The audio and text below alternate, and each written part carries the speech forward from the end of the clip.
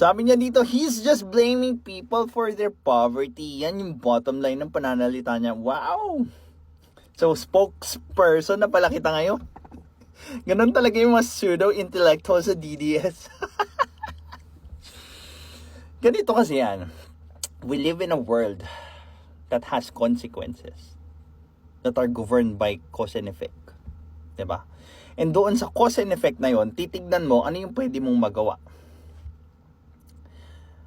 If you focus doon sa pwedeng gawin ng ibang tao para sa'yo, pwedeng gawin ng ibang grupo para sa'yo, then you are at their mercy. Meaning, pag hindi sila kumilos, walang mangyayari sa'yo because yung solusyon, hinihintay mong manggaling sa kanila. Ngayon, now that I am teaching Filipinos to be responsible about the result of their actions, their choices, how am I blaming them? Diba?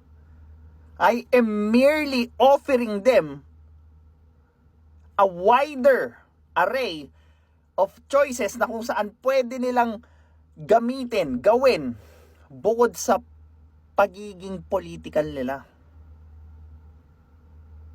Ouch, diba? Kasi now, you have the option to improve yourself.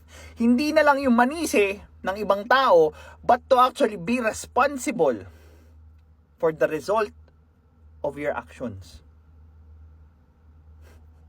Pero well, para sa mga taong ginagawang genie, yung gobyerno, na pag nanalo itong kandidato na to, pag nanalo itong kulay ko na to, aangat na yung buhay ko, magiging mayaman na ako, magiging komportable na ako.